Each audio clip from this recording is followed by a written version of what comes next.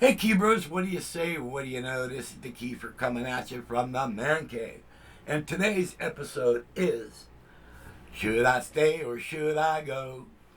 And what I'm talking about is should I quit playing out? And I'm seriously considering it. And I'm going to tell you why. All right. With all the stuff I'm going through with my wife, it's the hardest thing I've ever been through. You know what I mean? Because you have very little free time now. Because all your time goes to emptying bedpans and feeding, preparing food, and do this and do that. And you know what I mean? Now she is getting better and it's getting, the workload has decreased a little bit. But, but also in and out of the hospital, in and out of nursing home, emotionally it just fries you out. Then on top of that, you have diabetes, you have psoriatic arthritis, you have COPD. I mean, you have all these personal health. I wasn't in great shape to begin with, and I was barely, doing my thing. Then Carol got sick. Now, luckily, God kind of gives me the energy to do everything. And to be honest, I don't know how I'm doing everything I'm doing it, but anyway. Now, as far as the band goes, I'm able to get to the gig, carry my own stuff, set it up. But at the end of the night, my shoulders and my wrists hurt me so bad. By the time I get the last piece of gear in the car, I have to just sit down inside the car for a while and recharge because, you're carrying that last piece and you can barely stand. You're in so much pain. All right? And so, I mean, but you do it, and so now let's talk about what happened Saturday night. All right, well, it's a kind of unspoken thing in the band where, whoever gets there first, you get the best parking spot. And that's why, like, if they say they're going to be there at 7, I'm there at 6, okay? Now, so I get there at 6, all right? And what you have is you have a flight of steps, all right? So there are 5 steps that come down. They're concrete and they stick out about maybe 3 or 4 feet, all right? I parked on the right of those steps, all right? And then Aaron came in. Aaron's a guitar player. He came in and he backed in right in front of the steps. There was a parking spot to the left of the steps. So the distance from my car to the steps is the same distance from the steps to the parking spot on the left. The bass player shows up. Very nastily, he tells me, so, hey Keith, what's up? And he knows all the bad shit I'm going through. Instead of saying, hi, what's up, bro? How you doing? Hey, man, how about moving your car? Well, maybe if he was nice about it, maybe I would have done it and took the left spot, But if you're going to show me a lack of empathy like that, you're going to get this as, I ain't moving. I need this parking spot. Take the one on the left. And I get out of my car and I go back inside. So anyway, I'm playing all night. And actually, I tell you, it actually felt great. Because I had so much stress inside me. And it felt great to let it out. And on top of that, I was having a pretty good night. I was cranking out some really good keyboard work. And I had some left-hand horn, tower power horn parts I was putting in. I was like, wow, did I just play that? Great night, all right? Then on top of that, all right, so I'm at the gig, and before the first set, I found out that my wife she was starting to get ill. She wasn't feeling really good, and she was in a lot of pain. So I call up one of my best friends, Danny, and I asked Dan if he would mind being on standby in case Carol needs somebody. So that way, because Danny lives the next town over, and he can shoot down and help Carol out with whatever she needs. All right. So I worked all that out. But at the same time, it's still in the back of your mind. So after we do every set, I go outside and I'm talking to Carol, make sure she's okay. All right. But anyway, all in all, I had a pretty good night. You know, I played my ass off. At the end of the night, my wrist and my shoulders were really bad. And you know how you have the handles on your equipment? Well, I couldn't grip them. I'd have to put my arm inside the handles and carry shit like that. All right. And I had like keyboards like this, and I was carrying them out like that. But so I get my car loaded, and right as I put the last piece in the car, my phone rings, and I got a text from Carol, and she was telling me she's in a lot of pain.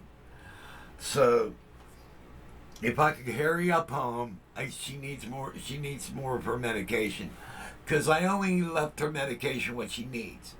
All right, because if you're supposed to take one morphine, and in Carol's case, if she's in a lot of pain but she's only allowed one morphine, she'll eat three.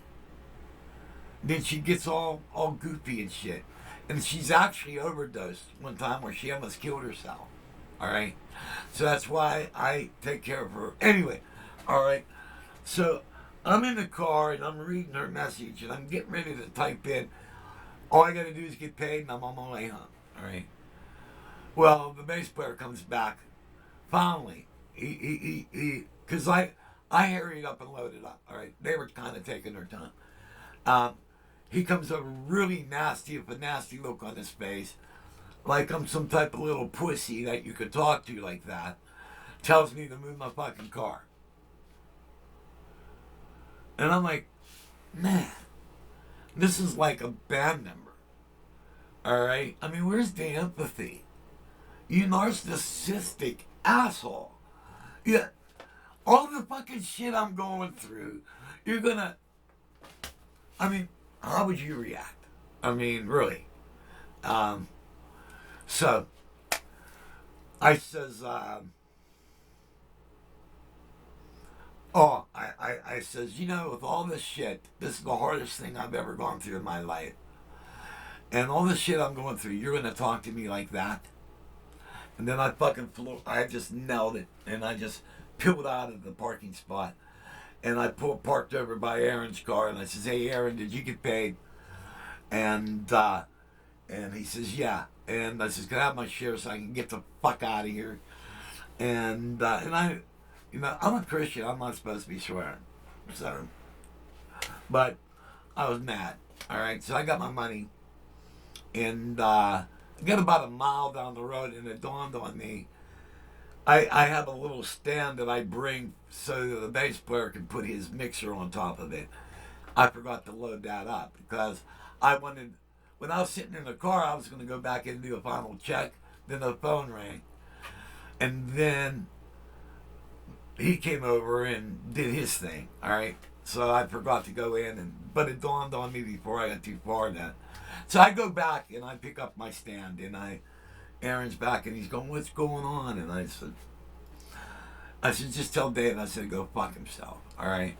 So I drive, I'm on the way home. It's about a 35-minute drive.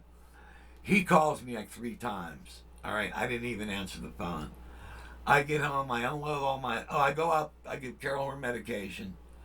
Then I go back downstairs and I unload the car, all right?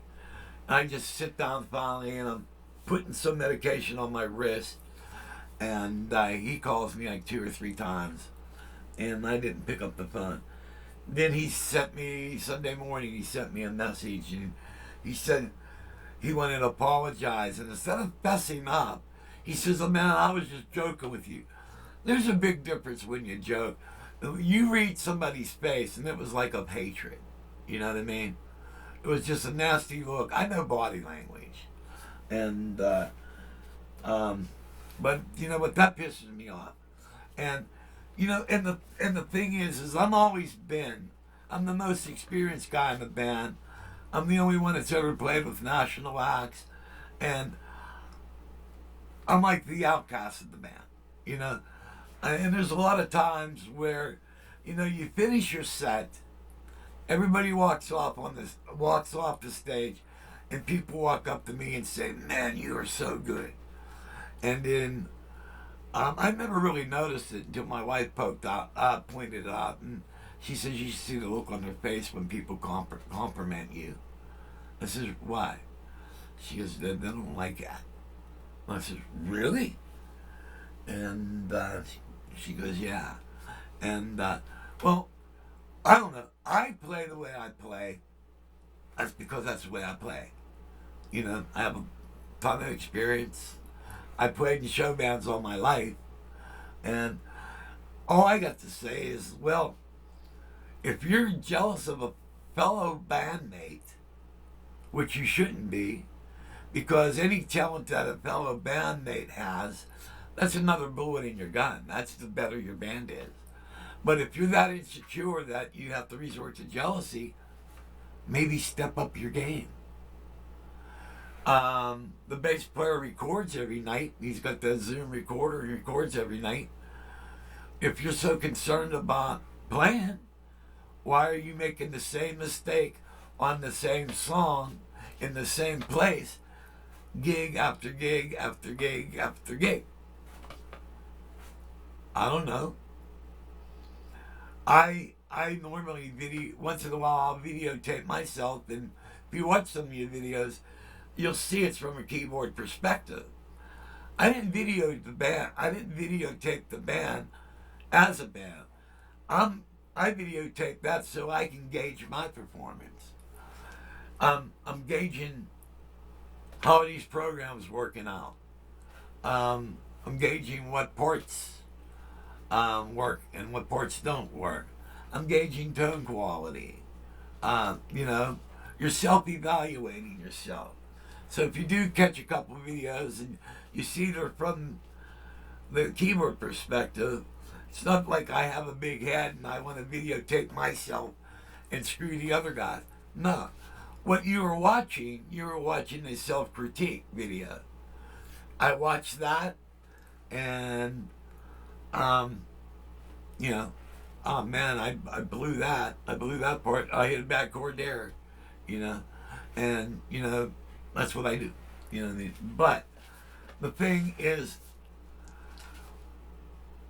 I don't know. With all the work I do in the band, I put horn parts in, I put strings, I do this, I sing, and I was using a vocal harmonizer, I was adding harmonies and all that stuff, and but you're gonna treat me like I'm some type of outcast.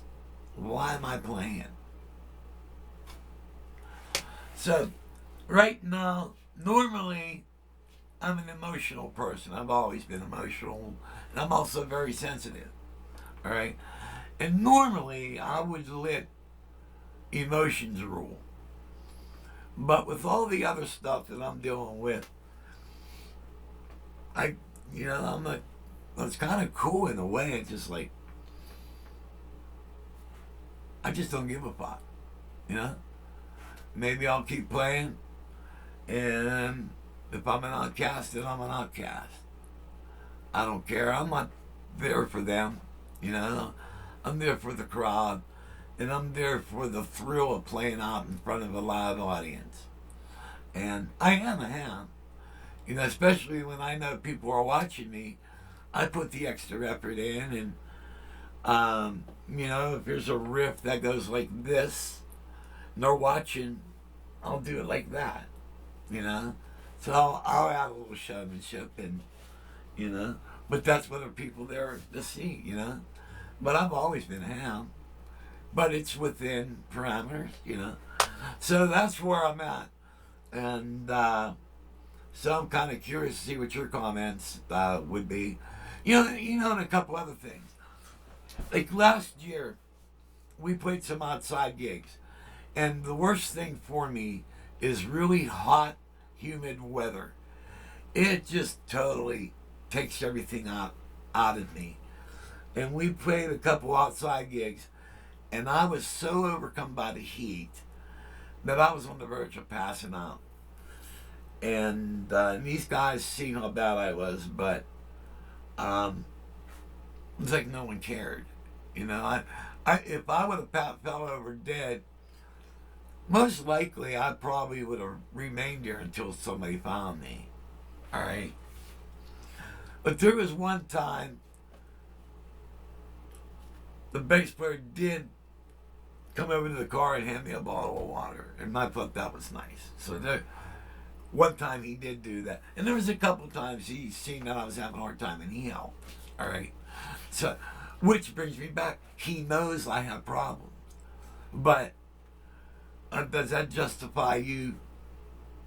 You know, you maybe once in a great while you do something nice, but by doing something that nice, that gives you the right to talk to me like I'm some type of bitch, you know?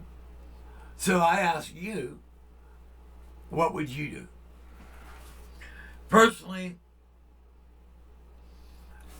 we don't play next week, but we play the week after that. I'll play. All right? But if I don't have to, then I won't. You know? But I am, you know how thin a hair is? That's how close I am to call it quits, you know? And I actually, I don't know, I don't think they would care anyway. Maybe get another guitar player or something. I don't know. The audience values me more than the band does. All right? Which kind of messes with me emotionally, because all the other bands I played in, I was valued. You know? They made me feel a part of the band. Plus, I had a lot of my own bands, and I used to treat all my people with respect, and, you know, have cookouts and planned events and stuff like that. But it's not like it used to be. A band used to be a family, you know. So I asked, what would you do? So, now, in wrapping up this video, there's two people who blown me away. 2 subscribers have sent me checks, substantial checks, not like $20 or whatever. These are hundreds of dollars. All right. So I would like to say, God bless you, brother Jeff from Virginia, and God bless you, brother Bob from North Carolina. You guys just blew Carol and I away. It's the nicest thing that someone's ever done for me, you know, and wow. So, and these guys are going to be getting some original material. I'm going to be shipping some CDs out to them, but also they're going to be getting a complimentary Leapatron, which is a cable tester I make. All right, so I'm gonna send each one of them a Leapatron, so they'll be part of the Leapatron user club. So, and it's just something stupid, but they're really cool though. They test microphone cables and they test audio cables. Also, they're a continuity tester, so they're pretty cool. I sell a lot of those. They sell for $35 if you're interested, but they're going to be getting a free Leapatron and a couple bonus CDs. I'm going to include a Lost Bogues concert. This was a concert that was recorded in 1984, and it was a lost tape. The tape has been lost, and then it was found. All right, and so it's a lost concert, and so 2 of you are gonna be getting the Lost Bogues concert. So that was a pretty good concert too. So, okay, guys, as usual, God bless. Thank you all for watching. It's a blast doing this YouTube stuff for you guys, and I got some interesting things coming, and some cool vintage stuff coming up. And also, I'd like to thank Frank Walshock for supplying me with the synthesizer pedals and the Behringer Pauly D. All right, thank you, brother Frank. And but I got a lot of cool more stuff. Oh, one other thing. The one video I did I hit a button on the Triton, and it was like a prefab, and I forget the guy's name, but he told me I should make something out of that, and I will.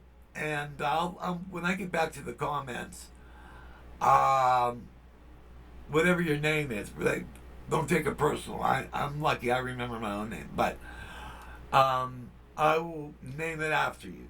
All right. So I'm gonna make something using that what you said you thought would be cool. I'll make that for you and I'll name it after you, brother. All right. So hey guys, God bless. Comment.